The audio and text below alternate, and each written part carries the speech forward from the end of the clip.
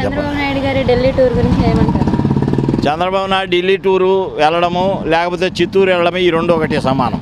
ఎందుకంటే చిత్తూరులో ఆయనకు వత్తాసు పలికేటోళ్ళు ఉంటారు, ఢిల్లీ టూర్ వెళ్ళినా అక్కడ కూడా ఈయనకు వత్తాసు పలికేటోళ్ళు ఎక్కువ ఉంటారు తప్ప ఈయనకు మేలు చేసేవాడు ఎవడు కనపడ్డు. ఎందుకంటే ఈయన ఎవడికి మేలు చేసినోడు కాదు కాబట్టి ఇతనికి మేము మేలు చేద్దాం రమ్మని ఎవరిని సంకలెక్కించుకోవడము, వాడి పని అయిన తర్వాత ఇసిరి పారేయడం చంద్రబాబు నాయుడుకి అలవాటే. కాబట్టి ఢిల్లీ టూర్ వెళ్ళినా బాంబే టూర్ వెళ్ళినా చంద్రబాబు నాయుడుకు ఏం పనులు జరగవని అర్థమైపోయింది. అని తీసి పక్కన పడేశారు. ఒకప్పుడు ఎన్డీఏ ప్రభుత్వంలో చక్రం తిప్పినాను అది అన్నాడు, కానీ అంత ఏ చక్రం తిప్పలేదు.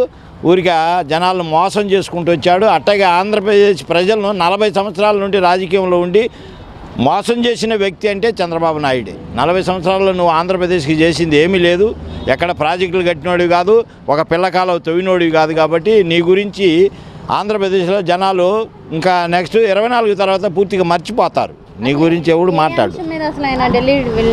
ఏ అంశం అంటే ఇప్పుడు ఎలక్షన్ వస్తుంది, ఆ బీజేపీ వాళ్ళని ఎటో కాళ్ళేళ్ళు పట్టుకుందామని వెళ్ళాడు. అక్కడ వాళ్ళేమో ఇసిరి నేలకేసి తన్నారు. చంద్రబాబు నాయుడు నువ్వు మా జోలు రావద్దు, మా దగ్గరికి రావద్దు అని చెప్పిన తర్వాత కూడా అయ్యా బాబు మీకు ప్యాకేజీలు ఏం కావాలో నేను ఇవ్వడానికి సిద్ధంగా ఉన్నానని ప్యాకేజీ మాట్లాడడానికి వెళ్ళాడు. మీరు ఏదన్నా నాకు 10 సీట్లు ఇస్తానని లేకపోతే మాతో పొత్తు కలుపుకుంటానంటే మీకేం కావాలో చెప్పు ఇస్తానని పోయాడు తప్ప ఇక్కడ ఆంధ్రప్రదేశ్ జనాలకు మాత్రం ఏమి ఇవ్వడు. అక్కడ రాజకీయంగా దేనికైనా సిద్ధం, ఏ కావాలంటే అది ఇస్తాడు. 1,00,000 కోట్లు కావాలా 100 కోట్లు కావాలా నేను ఇవ్వడానికి సిద్ధమని అంటాడు. కానీ ఇక్కడ ఆంధ్రప్రదేశ్ ప్రజలకు మాత్రం సున్నం రాసి వెళ్ళిపోతున్నాడు. కేవలం పొత్తుల గురించి మాట్లాడడానికే వెళ్ళారంటారా ఢిల్లీ టూరు? అంతకు మించి వేరే ఆస్కారమే లేదు. పొత్తులు కూడా ఎవరో చెప్పుంటాడు మధ్యలో, ఆ మధ్యవర్తుల ద్వారా వెళ్ళాడు. కానీ లేకపోతే బీజేపీ అగ్రనేతలు ఎవరిని ఇతని పిలవలే. ఆ పక్కన ఇదివరకు ఇతని దగ్గర సంచులు తీసుకున్న వాళ్ళు ఉన్నారుగా, వాళ్ళు పిలిచింటారు అయ్యా మేము ఎటో ఇటు కలుపుతాం రమ్మని. అక్కడికి వెళ్ళాడు, కలిసింది లేదు, చేసింది లేదు. బీజేపీ అధ్యక్షుడు లడ్డా కూడా అదే చెప్పాడు. అమిత్ షా అయితే అసలు 2 నిమిషాలు ఇంటర్వ్యూ చేసిన తర్వాత లేచి వెళ్ళిపోమని చెప్పాడు. ఇక్కడికి వచ్చి ఏం చెప్తాడు, నాతో అద్భుతమైన మీటింగ్ జరిగిందని చెప్తాడు. వాళ్ళు ఢిల్లీకి వెళ్ళిన తర్వాత ఒకటే మాట, అరే చంద్రబాబు किस लिए आ रहा है इधर, हमारा को क्यों तकलीफ दे रहा है, आप आंध्र प्रदेश में रहो, उधर से पीछे मुड़ कर बोल के वो बता दिया. वो भाषा आंध्र वाला को नहीं आता ना, इसलिए उधर से जो गाली मार के गांड मार लात लगाया तो वो भाग के आंध्र प्रदेश में आया. उधर जाके कुछ नहीं किया, सिर्फ चाय पिया या इसने अपना खर्चा से चाय पिला के उनको पास आया होंगे, लेकिन इसको किसी ने बुलाया नहीं. ये ऐसे उठा के भाग के वापस आया है बस. మరి ఇప్పటి వరకు అమిత్ షా గారు నడ్డా గారే కలిశారు. మరి మోడీ గారు ఆయనకు అసలు అపాయింట్మెంట్ ఇస్తారా ఇవ్వరా? మోడీ గారు జీవితంలో చంద్రబాబు నాయుడుకి అపాయింట్మెంట్ ఇవ్వడు కూడా. ఒకటే మాట అన్నాడు, అరే చంద్రబాబు నాయుడు जैसा आदमी आंध्र प्रदेश का जो माजी मुख्यमंत्री हमारे पास आएगा तो लात मार के भगा दो बोला है वो. मोदी यही बोला, उसको गांड में लात मार के भगा दो. दिल्ली इस इलाके में वो नहीं देखना चाहता हूँ करके के मोदी ने क्लियर बता दिया. क्यों मोदी को मामूल हिस्सा नहीं दिया है. उसका बीवी के बारे में, उसका फैमिली के बारे में बहुत इसने हरासमेंट किया. इसलिए मोदी ने यही बताया, वो आएगा तो उसको गांड में लात मार के भगा दो आंध्र प्रदेश को.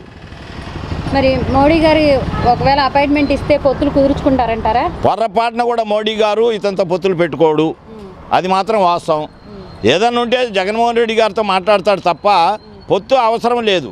మాకు జగన్మోహన్ రెడ్డి గారికి పొత్తు అవసరం లేదు. కేంద్రంలో మళ్ళీ పరిపాలనలోకి వస్తే అది ఏం చేయాలో మోడీ గారికి తెలుసు, జగన్మోహన్ రెడ్డి గారికి తెలుసు. కానీ మీకు చెప్పి చేయాల్సిన అవసరం జగన్మోహన్ రెడ్డి గారికి లేదు. మరి ఆయన్నేమో ఆయన కేసుని మాఫీ చేయించుకోవడానికి వెళ్ళారు, బెయిల్ కోసం వెళ్ళారు అని చెప్పేసి అనేక రకాలుగా అన్నారు. మరి ఇప్పుడు ఈయన వెళ్ళారు, మరి ఈయన మీద కూడా వార్తలు వస్తున్నాయి కదా రామోజీరావు గురించి, ఇవన్నీ ఇప్పుడు రామోజీరావును కాపాడుకోవడానికి వెళ్ళాడు. రామోజీరావుని ఇంకా దేవుడు కూడా కాపాడలేని క్లియర్గా చెప్పేశారు వాళ్ళు. ఇప్పుడు 34 అటాచ్మెంట్ కేసులు ఉన్నాయి రామోజీరావుకు. ఇప్పుడు రామోజీరావు ఆర్థిక ఇబ్బందులలో పడిపోయాడంటే చంద్రబాబు నాయుడు పడిపోయినట్టే లెక్క.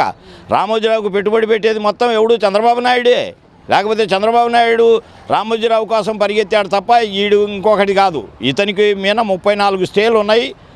ఎవరు చంద్రబాబు నాయుడు మీద, రామోజీరావు మీద ఇప్పుడు కొత్తగా మొదలైనవి. అన్నేమి ఎట్టి పరిస్థితుల్లో వదిలే క్వశ్చన్ ఉండదు. అవసరమైతే ఫిలిం సిటీని ఒకప్పుడు బీజేపీ వాళ్ళకి తాకట్టు పెట్టాడు, ఇప్పుడు మళ్ళీ ఫిలిం సిటీని తాకట్టు పెడతాడో అమ్ముకుంటాడో ఆ దేవుడికే తెలియాలి. అంటే పవన్ కళ్యాణ్ గారు కూడా గతంలో ఆయనతో పొత్తులు కుదర్చడానికి అనేక సార్లు ప్రయత్నించారు. మరి దీన్ని బేస్ చేసుకొని చంద్రబాబు నాయుడు గారు మోడీ గారిని కలిసి పొత్తులు కుదుర్చుకుంటారంటారా? చంద్రబాబు నాయుడుగా పవన్ కళ్యాణ్ అయితే మోడీ గారు క్లియర్గా చెప్పాడు, అరే వస్తే నువ్వు ఒంటరిగా కలువు, వాడిని నాకు పిల్లిగడ్డమోని మాత్రం కలుపుకొని నా దగ్గరికి రావద్దని క్లియర్గా చెప్పాడు. వాడు వస్తే నువ్వు రావద్దు, నువ్వు కూడా వెళ్ళిపో, చేతనైతే నువ్వు కూడా వెళ్ళిపో, మా జోలికి రావద్దు, మేము ఒంటరిగానే పోటీ చేస్తాము, అవసరమైతే రేపు గెలిచిన తర్వాత ఆంధ్రప్రదేశ్కి ఏం చేయాలో జగన్మోహన్ రెడ్డి గారికి మాకు అవగాహన ఉంది. కాకపోతే మేము పొత్తు పెట్టుకోవట్లేదు. ఆయన సొంతంగా ఆయన పోటీ చేస్తాడు, మా సొంతంగా మేము పోటీ చేస్తాం. నువ్వెవడరా మధ్యలో రావడానికి? నువ్వు అవసరమైతే నేను చంద్రబాబు నాయుడు కలుపుకొని నువ్వు ఆడికి ఎన్నిసార్లు కాళ్ళు మొక్కినా నిన్ను ఢిల్లీలో మాత్రం అడుగు పెట్టనివ్వరు. నీకు 2024లో ఆఖరు అంతిమ సంస్కారం, ఇంకా ఇదే నీకు రాజకీయం ఎండింగు, ఇంతకు మించి ఇంకేముండదు. నీకు అబద్ధ హామీలు ఇచ్చి అందరినీ జనాలను మోసం చేసినప్పుడు బీజేపీని మోసం చేయమని ఏముంది? 2014లో బీజేపీ దగ్గరికి వెళ్ళావు, 2019 వచ్చరికి బీజేపీకి నాకు అసలు గిట్టదన్నావు, నువ్వు సొంతంగా సపరేట్గా నేను పోటీ చేస్తానన్నావు. బీజేపీ వాళ్ళు ఏం చేశారు? వాళ్ళకు ఒక సీటు రాకపోగా ఇప్పుడు బీజేపీ వాళ్ళకు జగన్మోహన్ రెడ్డి గారికి సహయోగం ఉంది, రాష్ట్రానికి కావాల్సిన నిధులు నిక్షేపాలు ఇస్తున్నాడు. అంత ఇవ్వలేకపోయినా 100% అయినా మనకు వస్తుంది కదా, వచ్చేదాన్ని మేమెందుకు జడగొట్టుకుంటాం? వైఎస్ జగన్మోహన్ రెడ్డి గారు అంత తెలివి తక్కువడు కాదు. ఆయన నువ్వు 40 ఏళ్ళు చేసినా ఒకటే, ఆయన 4 ఏళ్ళు చేసినా ఒకటే. పరిపాలనకు భూమి ఆకాశానికి తేడా ఉంది. మేనిఫెస్టో నువ్వు 9 ఐటాలు ఏదో చేసావు, ఆ 9లో కూడా అన్నీ మాయే, నువ్వు చేసింది ఏమీ లేదు. అక్కడక్కడ అరువు తెచ్చుకొని నేను అది చేస్తాను ఇది చేస్తాను అంటున్నావు. అదేదో చేసేది ఉంటే నీ పార్టీ వాళ్ళకు చేసుకో, అంతేగాని నువ్వు ప్రజలకు ఏమన్నా చేస్తావంటే నిన్ను గుడ్డిగా ఎట్టి పరిస్థితుల్లో ప్రజలు నమ్మలేరు కూడా. అంటే తెలంగాణ హైదరాబాద్ని డెవలప్ చేసింది నేనే అన్నారు కదా. హైదరాబాద్ను డెవలప్ చేసింది ఏ నా కొడుకు అంటాడు? నువ్వు హైదరాబాద్ను డెవలప్ చేసింది ఎవడంటాడు? నెదురుమల్లి జనార్దన్ రెడ్డి హైటెక్ సిటీకి మూల కారణం, ఆ తర్వాత ఔటర్ రింగ్ రోడ్డుకు రాజశేఖర రెడ్డి మూల కారణం. ఏంటి నువ్వు బీకింది ఆడ? నువ్వు బీకింది ఏంటి? ఫ్లైఓవర్లు ఇచ్చావు, కాంట్రాక్టర్ దగ్గర డబ్బులు తీసుకోవడానికి ఫ్లైఓవర్లు కట్టించావు, కుక్కలు ఎక్కడానికి కూడా ఫ్లైఓవర్లు వేసావు. అదే ఫ్లైఓవర్ ఆంధ్రప్రదేశ్లో ఆంధ్ర రాష్ట్రంలో ఎక్కడన్నా ఒక 200 గజాలు నువ్వు ఫ్లైఓవర్ వేసావా? ఆంధ్రప్రదేశ్ బస్టాండ్ దగ్గర నుండి అవకల పక్కకు కాళేశ్వరం మార్కెట్కు వేసావు, అది అంతా 100 గజాలు కూడా లేదు. అట్టాటి ఫ్లైఓవర్లు వేసి ఆంధ్రప్రదేశ్ జనాలు ముంచినోడివి నువ్వైతే నీకు మేము ఆంధ్రప్రదేశ్లో ఎలా స్థానం ఇచ్చాము? కాకపోతే ఇడికొచ్చి తమ్ముళ్ళు చెప్పండి, ఏంటి తమ్ముళ్ళు చెప్పేది? తమ్ముళ్ళు చెప్పు తీసుకొని కొట్టాలి నిన్ను, అంత పని చేసావు. ఆంధ్రప్రదేశ్కి అన్యాయం చేసినామంటే నీ తర్వాత ఇంతమంది ముఖ్యమంత్రులు ఉన్నా ఏ ముఖ్యమంత్రి ఆంధ్రప్రదేశ్కి అన్యాయం చేసినోడు లేడు. చేసింది ఎవడంటే చంద్రబాబు నాయుడే. ఏ డ్యాము కట్టలేదు, ఏ రోడ్డు వేయలేదు. కాంగ్రెస్ వాళ్ళు వేసిన రోడ్డు మీద కంకర పోసి నేను వేసినానని చెప్తావా? బీజేపీ వాళ్ళు వేసిన విలేజ్ రోడ్లు సిమెంట్ రోడ్లు నేను వేసినానని చెప్తావా? ఒక్క పైసా నువ్వు రాష్ట్రం నుండి ఖర్చు పెట్టలేదు. 3,60,70,000 కోట్ల రూపాయలు అప్పు చేసి 100 రూపాయలు బడ్జెట్లో చూపించి వెళ్ళిపోతాడు ఎవడన్నా ముఖ్యమంత్రి? నీ అంత పనికిమాడు లేడని ప్రజలందరికీ తెలిసిపోయింది. నువ్వు ఎన్ని మొత్తుకున్నా 2024లో నీకు సమాధి కట్టడం గ్యారంటీ, అందులో ఏమో అనుమానం లేదు. మరి గతంలోనేమో మోడీ గారి మీద చెప్పులు విసిరించారు, రాళ్ళు విసిరించారు, మరి ఆయన అనేక విమర్శలు చేశారు మోడీ గారి మీద. మరి ఇప్పుడేమో మోడీ గారిని పొగుడుతున్నారు, ఆయన విజన్ ఉన్న నాయకుడు అంటున్నారు. చంద్రబాబు నాయుడు ఎటువంటి వ్యక్తి అంటే ఊసర విల్లి అంటారు చూడండి, ఏరియాను బట్టి రంగు మారుతాడు. అదే మోడీ గారిని తిట్టావు, మోడీ గారు సంకనెక్కుతానని ఇప్పుడు బతిమలు ఆడుకుంటున్నావు. మోడీ గారు ఏమో ఆయన మనిషి కాదా? ఆడికి భార్య బిడ్డలు ఉండాలని తెలిసి ఆయన భార్య వాళ్ళ ఫ్యామిలీ విషయం కూడా నువ్వు బయటికి ఎత్తి చెప్పావంటే నీ అంత నీచపోడు ఎవడన్నా ఉన్నాడు ఆంధ్రప్రదేశ్లో? చెప్తే చెప్పచ్చు, రాజకీయంగా నువ్వు నేను మాట్లాడుకోవచ్చు. మోడీ గారి ఫ్యామిలీ డీప్ దాకా వెళ్ళావంటే మోడీ గారు నేను వదిలేస్తాడా? అమిత్ షా గారు తిరుపతి దేవస్థానానికి వచ్చి అమిత్ షా గారి మీద రాళ్ళే ఇచ్చావు, వాళ్ళు వదిలేస్తారా? నీకు ఒక ఆంధ్రప్రదేశ్లో మాకు ఒక 25 ఎంపీ సీట్లలో 2, 3 రావచ్చు బీజేపీకి. ఆ 2, 3 సీట్ల కోసం వాళ్ళు నీయాల తెగిచ్చేసి పెంట మాటలు మాట్లాడరు. వాళ్ళు ఏదన్నా మాట్లాడితే నీతి నిజాయితీగా మాట్లాడతారు. జగన్మోహన్ రెడ్డి గారు మాట మీద నిలబడి ఉన్నాడు కాబట్టే ఆయనంత ఆదరణ ఆంధ్రప్రదేశ్లో ఉన్న 5,50,00,000 మంది జగన్మోహన్ రెడ్డి గారికి సింగిల్ హ్యాండ్తో 2024లో గెలిపించడానికి అందరూ కంకణం కట్టుకున్నారు.